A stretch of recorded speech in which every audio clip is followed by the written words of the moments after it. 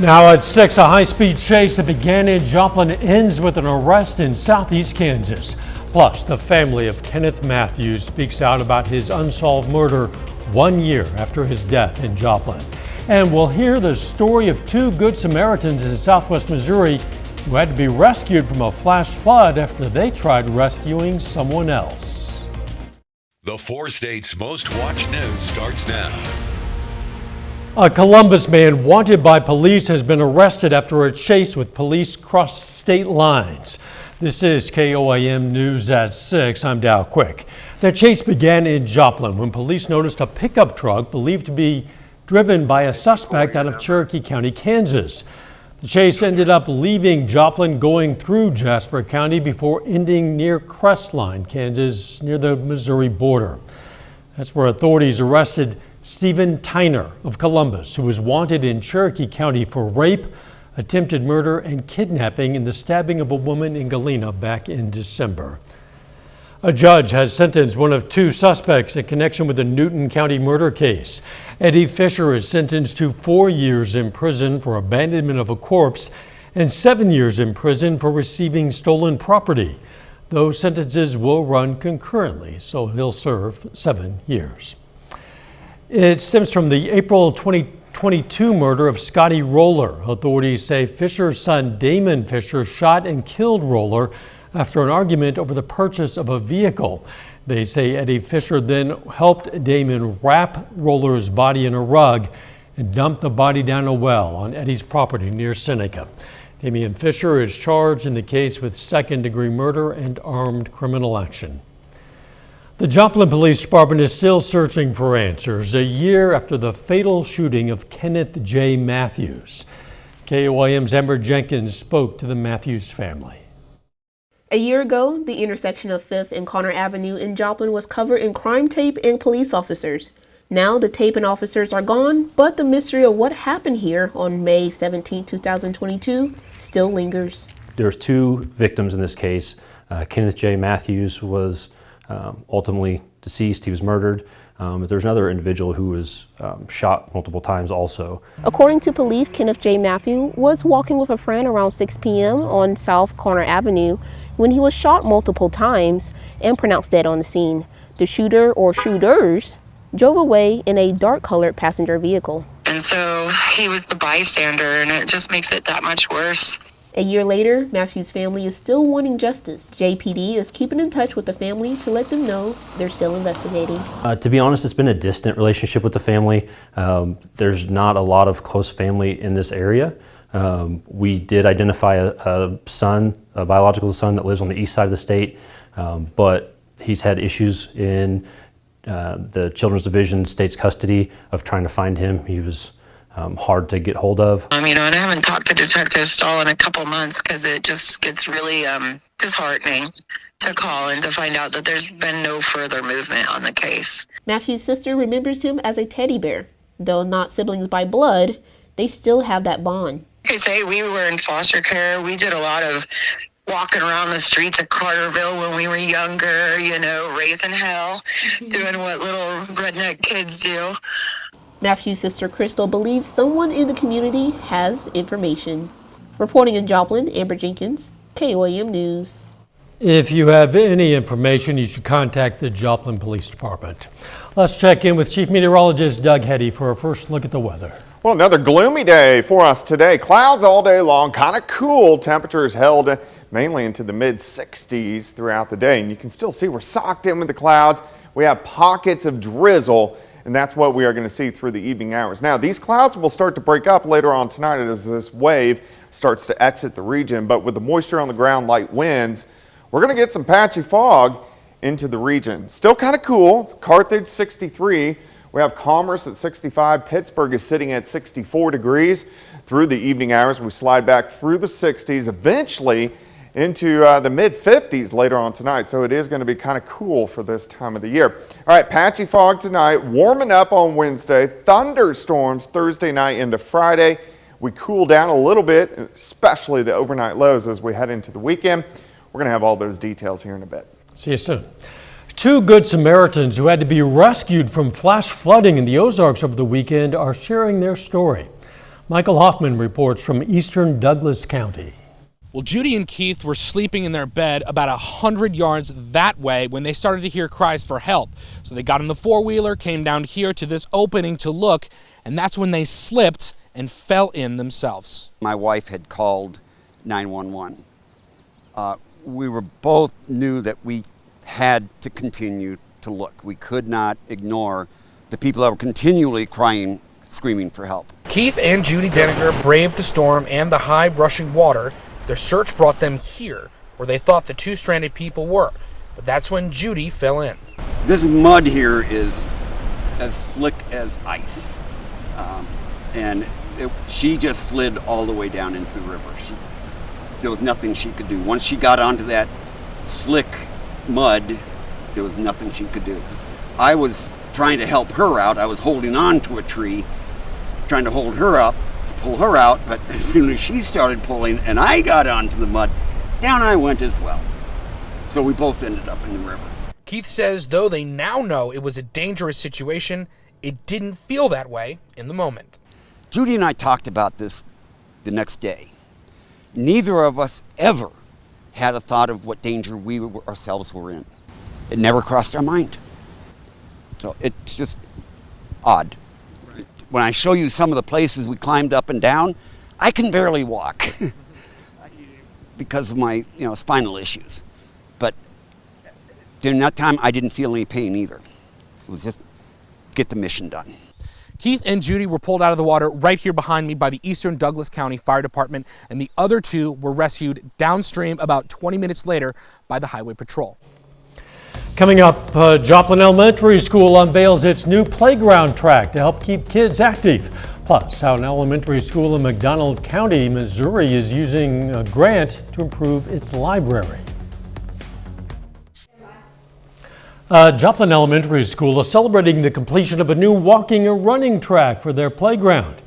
McKinley Elementary officials today held a ribbon cutting to unveil that new track. Officials say it'll give students another way to stay active during recess and PE classes. Track is made of 100% recycled materials, shredded tires, 100%. Our track is a little over 200 meters long, 6 foot wide. It's 35,000 pounds of shredded tires. The track was paid for with a $45,000 grant from Missouri Playground scrap tire material and $11,000 in local donations. Another Southwest Missouri elementary school also got a grant. This one is going to improve the book selection at the school's library. The Laura Bush Foundation for America's Libraries gave a grant of $5,000 to Knoll Primary School. The school's librarian says the grant will allow them to diversify the library's shelves. With our provided budget, it's difficult to provide for the 270 students we already have, in addition to the 60 pre-K students we have as well. And so grants like this that allow me to have additional funding to continue those services. The Laura Bush Foundation handed out $5,000 grants to 300 schools across 44 states. The Miami, Oklahoma Chamber of Commerce is trying to empower female entrepreneurs. The chamber hosted a Women in Business Connection luncheon featuring a presentation titled Closing the Generation Gap. It was a chance for female business leaders to network and to find common ground among entrepreneurs of varying ages. A little later, Pittsburgh High School hosts KC Piper for its first game of playoff baseball. We're going to have the highlights in sports. Plus, kind of a chilly, foggy night for us tonight. We're going to look at that coming up.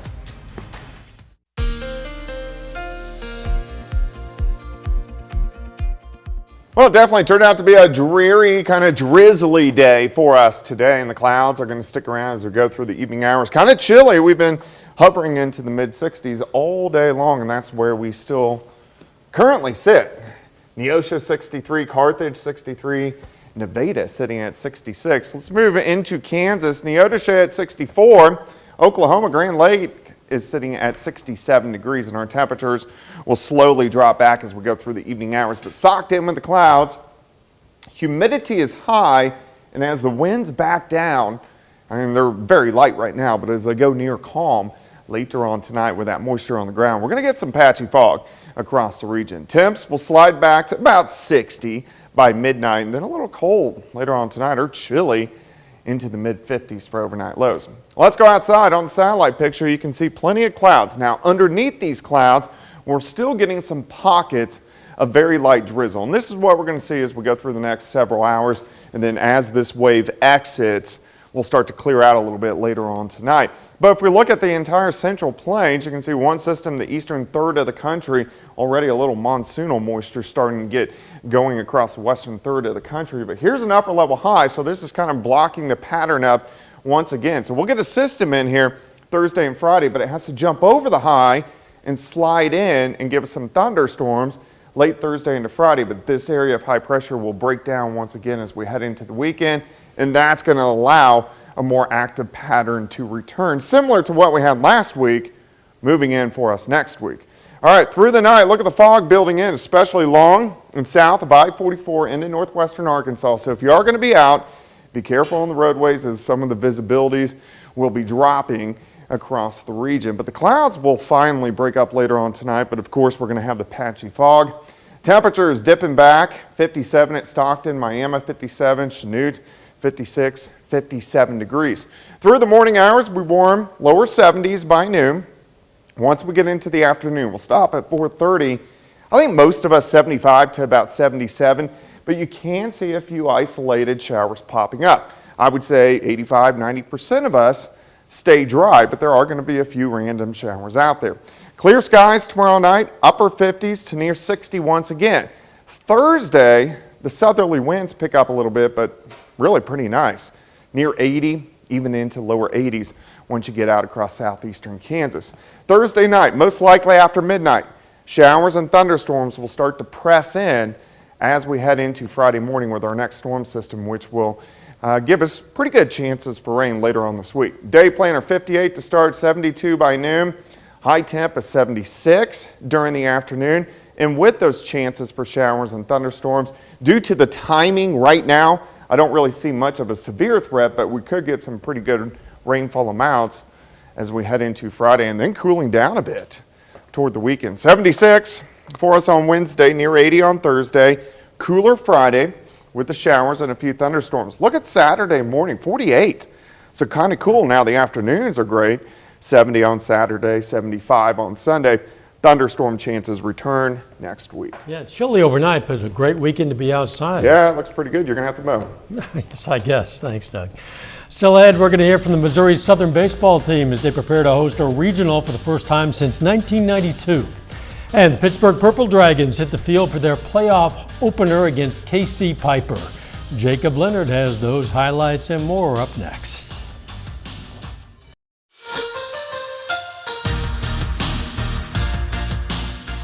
Well, today is the opening day of the playoffs for Pittsburgh High School baseball. The Purple Dragons are the 4th seed in the 5A East bracket after going 15-5 in the regular season.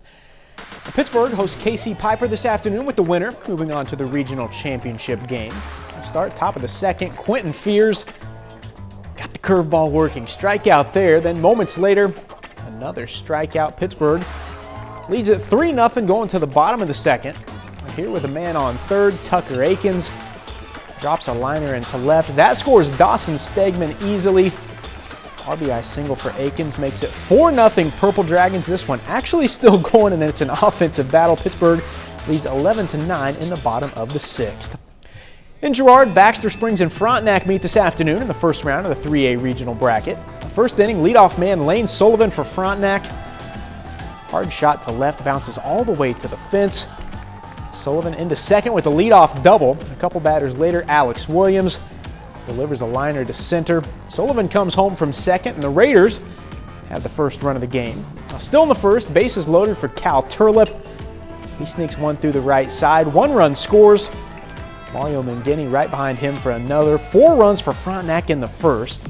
Next inning, Mario Mangini with the bases loaded, rolls it through the left side. That brings in 2 more for the Raiders. Frontenac cruises by Baxter Springs in the regional opener, 12-2 in 5 innings. On the Missouri side, McDonald County is the number 1 seed in the Class 5 District 7 tournament. They face Ruskin in the first round this afternoon. If McDonald County wins big 15-0. They move on to face Warrensburg in the district semifinals. Now, the Webb City Cardinals are the 2 seed in that district bracket. They hit the field against Grandview in their playoff opener. Another big win and a shutout here. Webb City takes it 13-0. Cardinals will face the winner of Bolivar and Belton in the district semifinals on Thursday night. Moving now to softball, the Pittsburgh Purple Dragons have earned the right to host a regional after going 14-6 in the regular season. And Pittsburgh hits the field this afternoon against Lansing in the regional semifinals. Now, the Purple Dragons are the 4 seed. Lansing is the 13 seed. Winner of this one goes to the regional championship. Now, Rory Hunziker in the circle for the Purple Dragons. She was on the money. Hunziker gets the first out of the game with a strikeout there. Then she will end the inning with another one. Gets out of the jam. Top of the third now, still no score. Check out Callie Terry here, making an unbelievable catch in foul territory, but Lansing was ready for it. The sac fly makes it a 1-0 Lansing lead. Now moving ahead to the bottom of the third, same score. Heather Mowdy is stealing third, but the throw too high. Gets into the outfield. That allows Maya Russell to score. Purple Dragons tie the game at 1. Pittsburgh gets a solo homer from Megan Johnston in the 6th to go on to win a good one, 2-1. The Missouri Southern Lions are back in the Division II Baseball National Tournament. The Lions have earned the number 2 seed in the Central Region, making their first regional appearance since 2019. The Lions finished as MIAA tournament runner-up last weekend and heads into the regional with a 42-15 overall record. Southern faces Arkansas Tech in the first round on Thursday night. And they get to play it on their own field, making it their first home regional tournament game since 1992. You just try to do as best you can to get ready in the short amount of time, try to find out as much as you can, but really it comes down to executing pitches and getting hits with guys on base, and whichever one of the 4 teams does that best this weekend will come out of here the winner. Hosting is going to be huge for us. We love playing at home. It just gives us a big boost of confidence and energy to play with our audience and just having our student body around to cheer us on. Missouri Southern, all these local high school baseball, softball teams, they're keeping us busy here in the playoffs. They keep winning, which is great news for us. Yeah, keeps you happy as well. We'll be right back. Here's a look at what's coming up on KOAM News at 9 on Fox 14. How the Boys and Girls Club of Southwest Missouri will use state tax credits to provide summer enrichment programs for kids. Plus, Missouri American Water is celebrating Infrastructure Week and millions of dollars in local investments. And lawmakers on Capitol Hill grilled the heads of 2 failed banks on what led to the collapses. Those stories, a lot more, it's coming up tonight on KOAM News at 9 on Fox 14. We've gone through a bit of a wet period in recent days, not quite as wet in the days ahead. No, we needed the rain. We still are going to have the clouds and a little bit of drizzle throughout the evening hours. And then tomorrow looks pretty good. 76, could get a random shower during the afternoon. Most of you will stay dry. Thursday looks great. Thunderstorms back in late Thursday and kind of on and off throughout the day on Friday. Final sports notes. If Pittsburgh baseball is able to hold on to their 11-9 lead right now, they will move on to the regional championship, and we'll have the latest from that game from Pittsburgh right here tonight at 10. And we'll have those latest whether they hold on to that lead or not. For sure. Thanks for joining us. We'll see you right back here at 10. Let's make it a great evening.